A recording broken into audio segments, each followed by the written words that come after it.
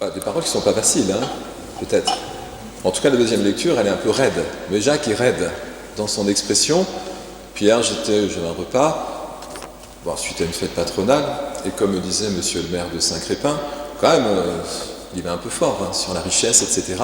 Et il me dit, l'entreprise dans laquelle lui-même a travaillé, où ses ancêtres ont travaillé, il y avait quand même le souci de prendre soin en tant que chef d'entreprise des employés.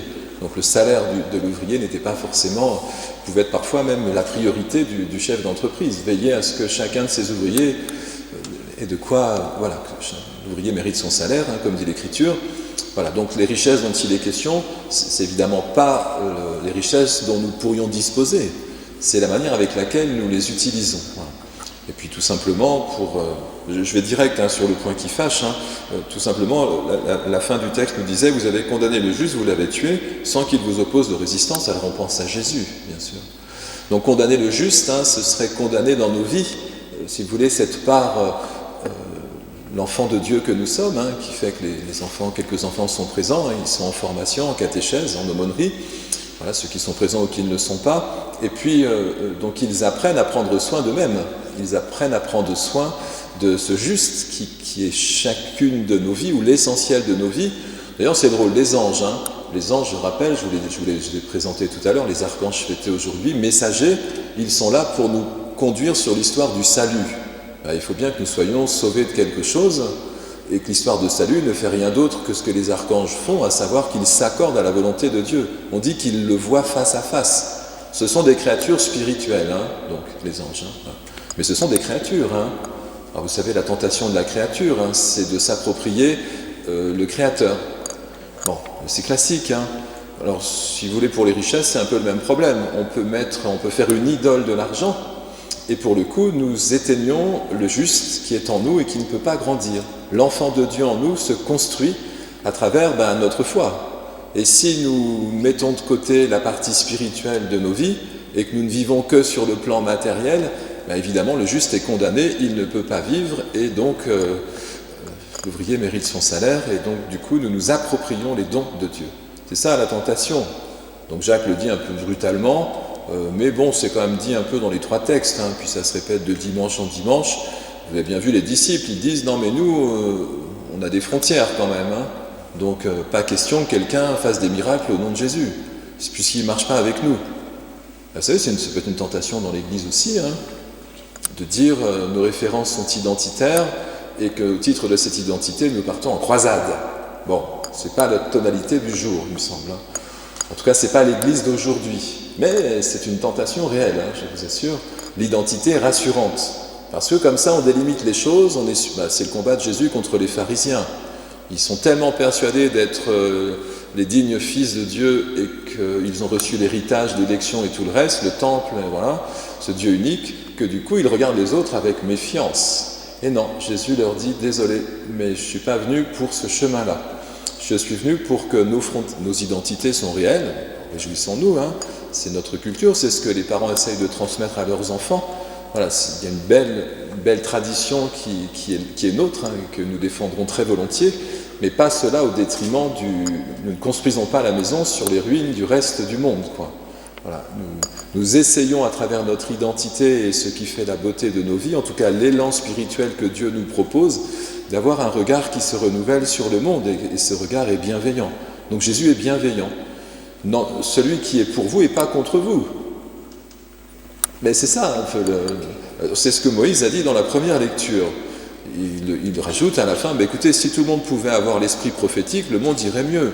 Si nos hommes politiques faisaient une prière avant d'entrer dans l'Assemblée nationale au Sénat, je pense que ce serait positif pour eux et pour le monde. Nos économistes, la même chose, et puis nous-mêmes à notre échelle. Évidemment, si on veut tout gérer avec nos études et nos capacités personnelles, le risque, c'est d'oublier le donateur. Alors les archanges donc sont de deux natures. Alors les bons, vous les connaissez, je les ai nommés. Mais le moins bon, on le connaît aussi, parce que c'est celui qu'on rejette le jour de notre baptême, le Satan. C'est un archange, oui. Un être de lumière, on dit. Mais il a choisi de s'approprier, de ne pas reconnaître le donateur. C'est l'orgueil de la créature. C'était dit dans le psaume, d'ailleurs. Je vous relis. Préserve aussi ton serviteur de l'orgueil, qu'il n'ait sur moi aucune emprise, alors je serai sans reproche, pur d'un grand péché. Purifie-moi aussi, dit le psaume juste avant. Alors je vais retrouver, qui peut discerner ses erreurs? Écoutez, si vous discernez les vôtres, tant mieux. Alors ça rejoint l'évangile, parce qu'il faut couper un certain nombre de membres, apparemment. Bon, mais qui peut discerner ses erreurs? Purifie-moi de celles qui m'échappent, dit le psalmiste. Et oui, vous savez, on dit on pêche par action, par omission. Il y a par action, omission et pensée. Voilà, c'est bon. Omission, c'est tout ce qu'on a oublié. C'est tout ce dont on n'est pas bien conscient et qu'on ne fait pas de manière juste. C'est nos vies, tout simplement. Donc le psalmiste, il est très, très malin. Il dit à Dieu, voilà, comme je ne vois pas forcément bien clair, peut-être viens visiter les zones que je ne connais pas encore. Et Jésus va plus loin puisqu'il dit carrément, arrache ton œil, coupe ton pied, coupe ta main, parce que si elles t'entraînent au péché, il vaut mieux que tu les perdes et que tu fasses ta conversion avant de te retrouver dans la lumière de Dieu, où là tout sera révélé. Là, c'est comme ça. Les anges et les archanges sont dans la lumière. Dieu éclaire toutes choses. Alors nous, on est dans le clair-obscur en bas. Enfin, devant Dieu, tout est clair, c'est sûr. C'est pas grave, nous verrons bien qu'il y a quelques erreurs de pilotage tout au long du parcours et qu'il y aura eu des balles perdues. Le souci, c'est pas tant d'avoir réussi le parcours à la manière humaine, parce que ça, l'orgueil prendrait vite le relais humain, c'est de reconnaître devant Dieu humblement que nous avons besoin qu'il nous sauve. Voilà. Donc, quand Jésus nous dit qu'il faut arracher quelques membres, il faut voir, moi je pense, vous savez, c'est un peu ce qui nous est dit dans la parabole, une des paraboles de Jésus, il y a de l'ivraie et du bon grain dans nos champs, et quand on lui dit, je vais arracher l'ivraie, Jésus dans la parabole dit, non, ne touchez pas l'ivraie, vous allez abîmer le bon grain aussi. Laissez les anges faire le tri, voilà, ils sauront bien mettre le bon grain dans le grenier, et puis la paille ira au feu. Mais c'est eux qui font le tri. C'est ça notre conversion principale. Mais ce texte peut être lu, il faudra écouter ce que disent les autres, allez voir sur Internet pour la prédication de ce dimanche. Mais enfin, si on commence à dire, ok, je décide moi de changer et ma vie sera meilleure à partir de demain, il faut voir. Tant mieux, si on a un élan positif. Et si on est capable au moins d'identifier nos fragilités. On en a tous, donc ça, cette prise de conscience, elle est nôtre. Alors ça, oui, on peut le faire. Et que faites-vous après de vos fragilités? On les dépose sur l'autel. Et oui, c'est un salut. Il faut bien que Dieu vienne visiter nos parts d'ombre pour les mettre en lumière. Ce qui est caché sera révélé, dit Jésus. On ne peut cacher une ville, alors je ne sais plus comment c'est la parabole, sous le boisseau, une ville qui est dans la montagne, elle se voit. Les choses seront visibles, quoi.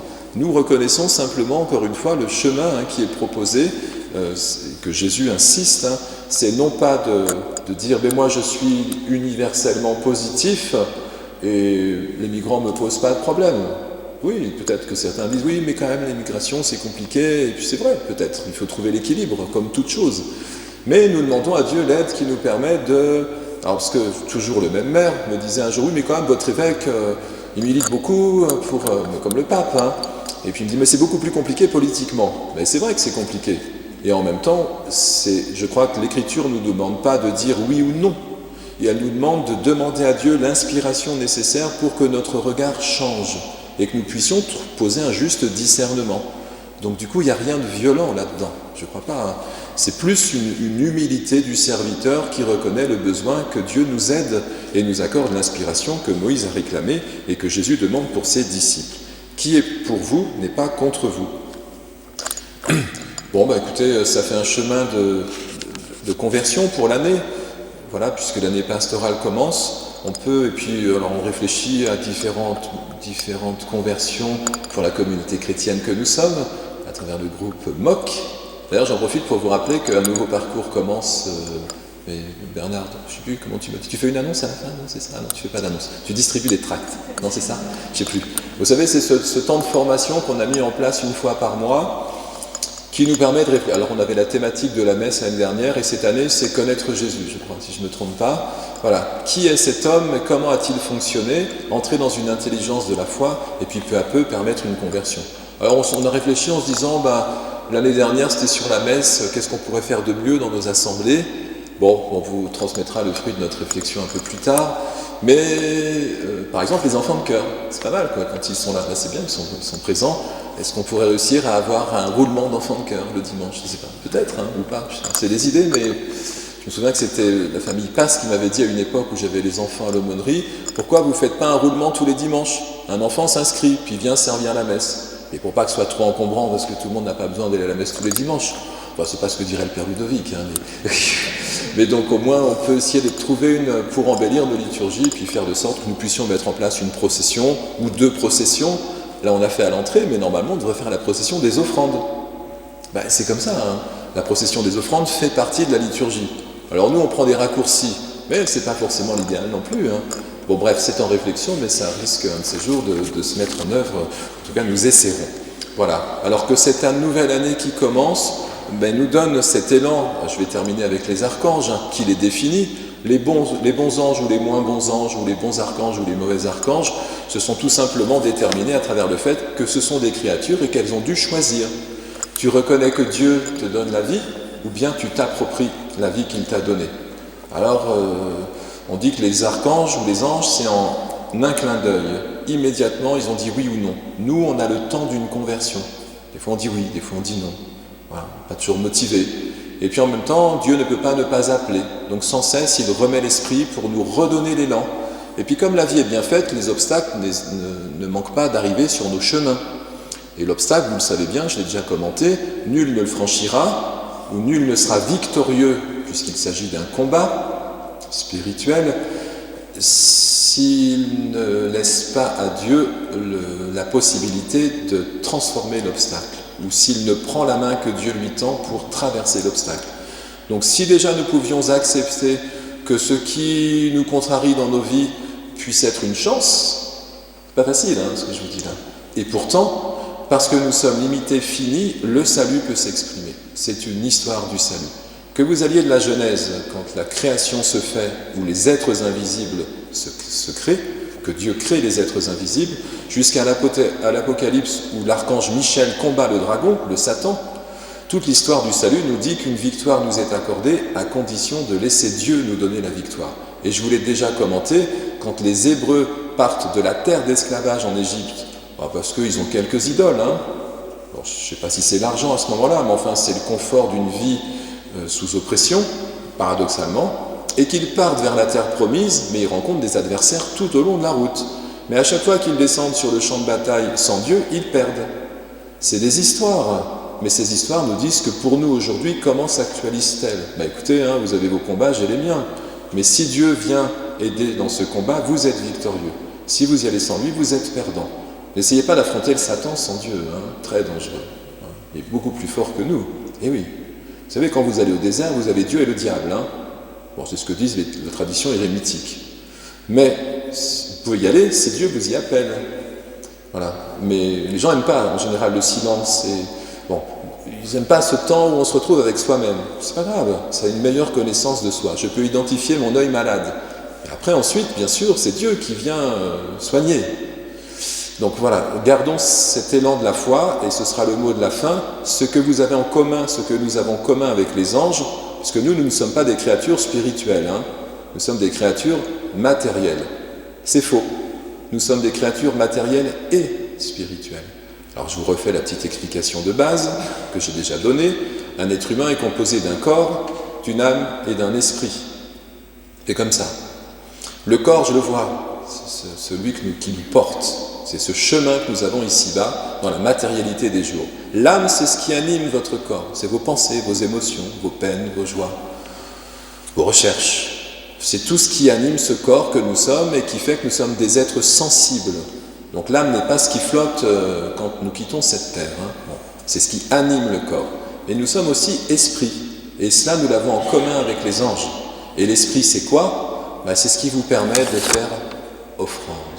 C'est ce qui nous permet de dire à Dieu, mon corps est malade, je te confie ma maladie. C'est un sacrement quand même, hein, sacrement des malades. Et puis si nous avons quelques nœuds au cerveau ou quelques péchés ou difficultés de l'ordre moral, voilà, ce qui constitue notre âme d'une certaine manière, là aussi nous pouvons les adresser à Dieu. C'est un autre sacrement, le pardon. Vous voyez, notre vie elle est articulée à travers la seule chose qui est importante, à savoir que nous sommes capables de Dieu. Nous avons un esprit, Dieu nous l'a donné, il l'a soufflé en Adam, et nous sommes des Adams. Ce souffle de l'esprit que nous avons reçu nous configure à son image. Dieu a créé l'homme à son image. Ça veut dire que nous sommes comme Dieu, et c'est sa définition. Dieu n'est pas tout puissant à la manière humaine, et il envoie ses armées et il nettoie au passage. Dieu n'est pas comme ça. Dieu, il est humble. Il est tout sauf orgueilleux. Il est celui qui reçoit sa vie d'un autre. Dans la Trinité, c'est comme ça. On ne va pas faire de la catéchèse maintenant. N'empêche que si c'est ce qui définit Dieu, c'est ce qui définit ses créatures. Et les archanges ont bien compris qu'ils reçoivent la vie de Dieu. Nous recevons, les disciples reçoivent des instructions du Maître, de Jésus. Et Jésus leur dit, laissez Dieu venir vous visiter. Vous êtes capables de faire offrande. Et c'est notre rôle. Donc le chemin du salut s'ouvre pour nous, nous sommes sans cesse invités à cette conversion. Mais est-ce qu'on accepte de faire offrande de notre corps et de notre âme? Jésus a tout donné. Alors, il ne s'agit pas de se sacrifier en mode excessif, ce sera encore de l'orgueil humain. Il s'agit simplement à notre mesure et dans ce qui va faire notre année, qui s'ouvre, pastorale, de savoir de temps en temps reprendre le souffle de l'esprit. Là, il y a un groupe qui part à Lourdes. Paulette a mis une enveloppe avec des intentions, n'hésitez pas à remplir, il y en a déjà un certain nombre. Cet élan, c'est pour ça qu'on refera la procession des offrandes, cet élan qui fait que je viens déposer quelque chose de ma vie personnellement, permet à Dieu de transfigurer nos offrandes, symbolisées par le pain et le vin. Jésus a donné sa vie pour nous, nous sommes appelés à livrer notre corps, verser notre sang, ça veut dire laisser spirituellement notre capacité spirituelle à se mettre en œuvre pour que Dieu puisse transfigurer nos vies. Et les archanges sont dans la lumière. Bon, j'en profite, rien à voir, mais pour remercier la mairie qui est passée, ils nous ont changé toutes les ampoules de... Donc il y a un peu plus de lumière dans l'église qu'avant. Non, mais c'est pas simple, parce que c'est 2 ans qu'on demande et la nacelle est entrée. Mais j'étais en vacances à ce moment-là. Voilà, que l'esprit soit vraiment celui qui nous inspire et nous laisse dans le confort. Alors, il faut que je finisse, mais le combat, ça veut dire que je me bats cum avec. Combat, ça veut dire ça. Pas contre, je me bats avec l'aide de Dieu. Le confort, je suis fort avec le Dieu fort. Et bien sûr, ce sera toujours un Dieu fort. C'était la prière d'ouverture. Dieu, la toute-puissance de Dieu s'exprime dans sa miséricorde. C'est beau. Il ne nous regarde pas à travers nos réussites, mais à travers notre foi. C'est beau, je trouve. Voilà, que ce soit un fil conducteur pour nous tous cette année. Amen.